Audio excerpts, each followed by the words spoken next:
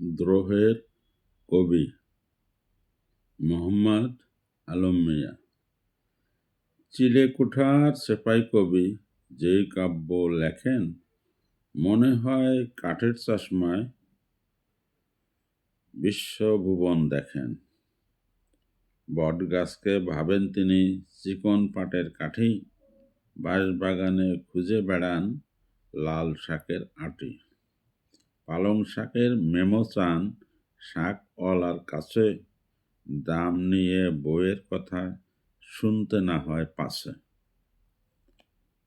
দেশটাকে উদ্ধার করেন মুখটা বেজার করে, স্বপ্নে তাকে গালি দেন কারো নাম না ধরে। নাম নিলেই গর্দান যাবে, লেজ গুটিয়ে বলেন ভিড়ের মধ্যে যান না কভু, গা বাঁচিয়ে চলেন। আতেলগণ তারে আবার দ্রোহের কবি কয়, এরা আবার ছয়ের আগে চিনে ফেলে নয়। হকার দেখলে ঝগড়া করে শপিং মলে চুপ, যেথা যেমন সেথা তেমন দেখায় জেল্লা রূপ।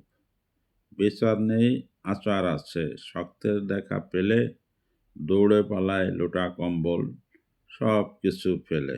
চিলেকোঠার সেপাই কবি বিটকেলের ভ্রাতা, চাপার জোরে শাস্তে চায় কলিযুগের ত্রাতা।